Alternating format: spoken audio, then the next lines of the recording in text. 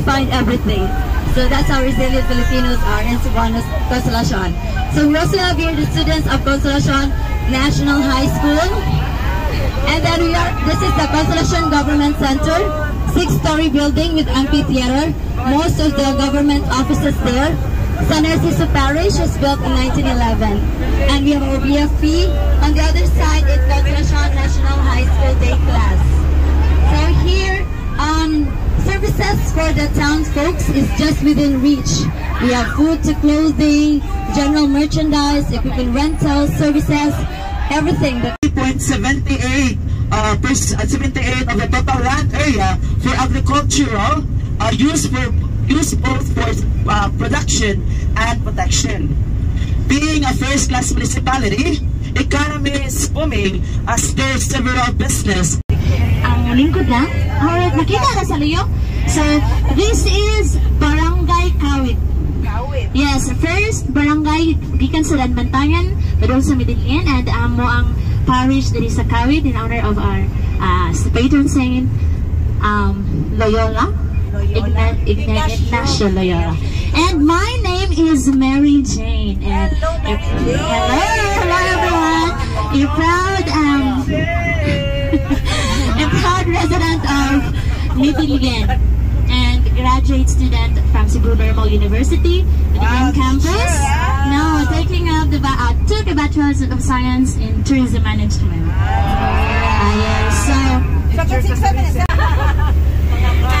Welcome to San Remigio. San Remigio is located at the northwest part of northern Cebu, and we are the third time awardee of SGLG. Yes. Third class municipality, sir. Yeah, and now we will proceed to Barangay Poblacion, which is the center of San Remigio, and we have a lot of subdivisions here. Yeah. So we are now approaching our only tertiary.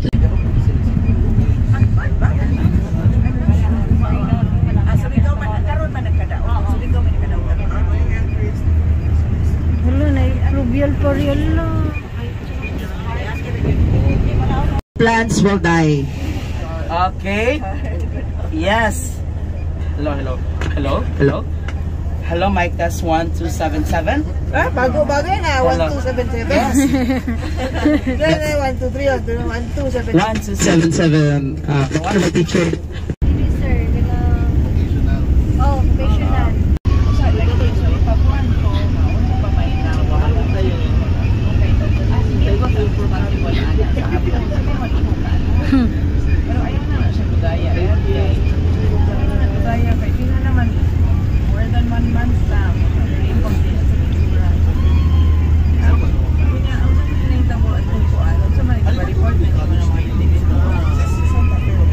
Gwapo sila. Gwapo. Sa may ilang buhaton. Sa buhaton nila, you have the office sa second floor. First floor kaya may conference room na ikabugar.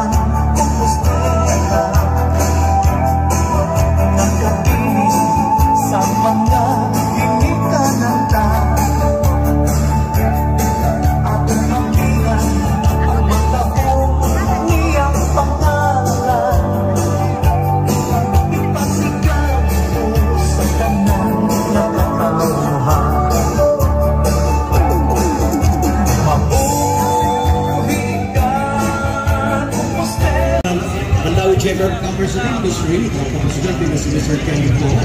Mag-isa bang atong i-ausap naman ka nato ang President sa Hotel Resorts Mr. Association of Cebu.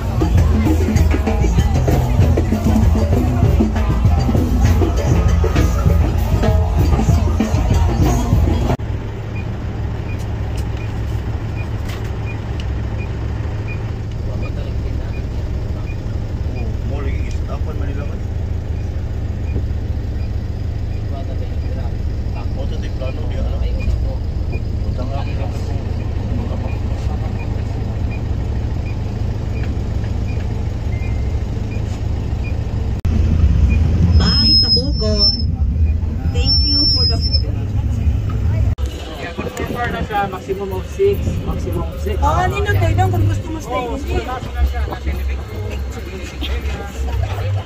Kaya pila man na do. Magkano ba na retreat na na 17.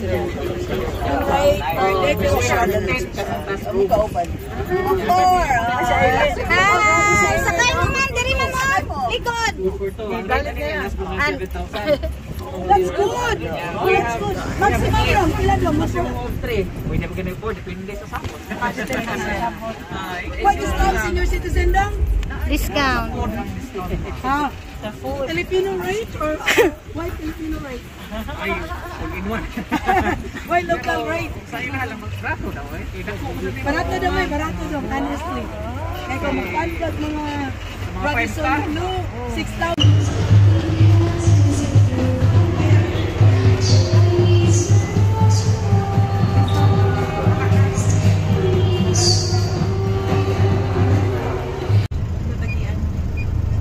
Taking ano niya.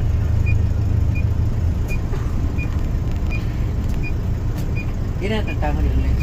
Ako na kung asa ko. Ito basta na kami siya. Siya kakatupag ako ano. Ako na nagkakantang. Manubahin ko na sa ko. Cleaning ka eh. Ako na forever. Baka ni ko tungod. Kung tungod din namin susunod.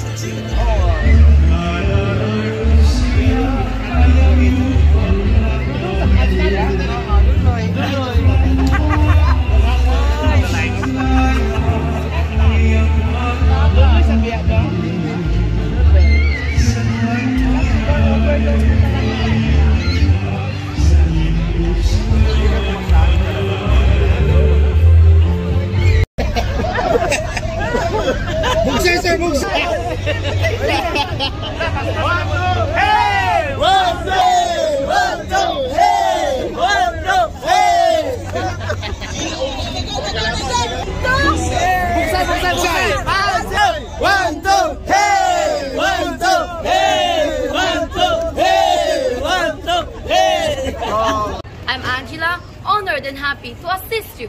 The Bansayan Dried Fish Market is home to the best and the freshest buwa danggit. Guests, please follow me for the demonstration. 1, 2, hey! 1, 2, hey! 1, 2. Ano lang, appreciation lang.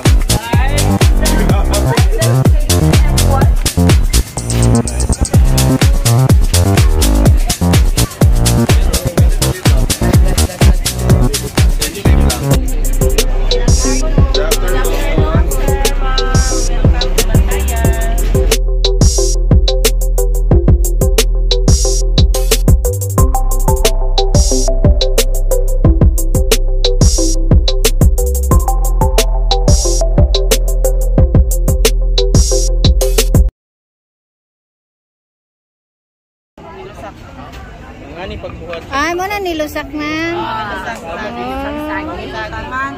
Gibutangan lupi, gibutangan gatas, kamay. Asan ba siya saging? Nilusak. Saging, sir.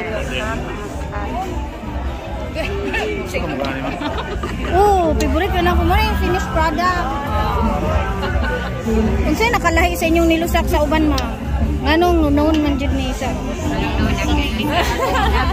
Kay nilusak with love.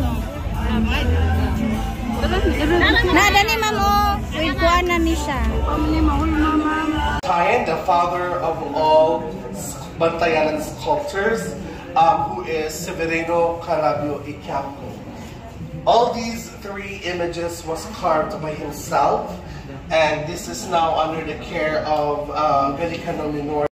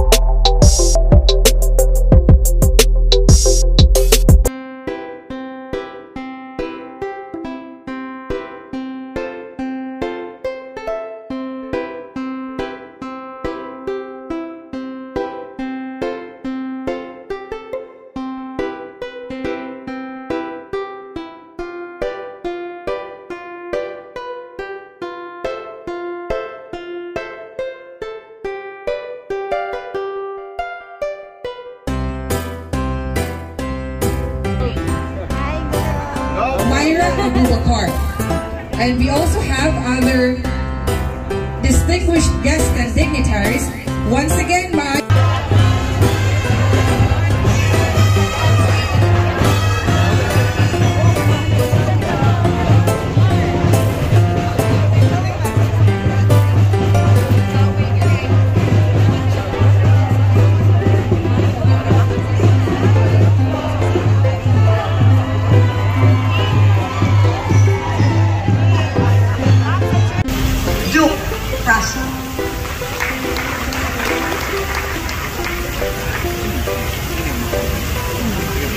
Mayor of Lidor. Who, by the way, kung ginanian mo sa Muskilios, pasalamat palibog. Kay Secretary ni Timpla Anak.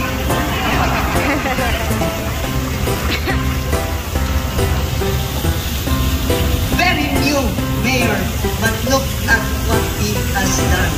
It's as though you've been at it for a long, long time. Congratulations. Mayor Aljo Frasco.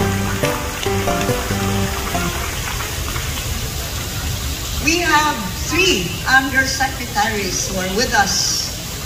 They made sure they'd be here because the secretary is here.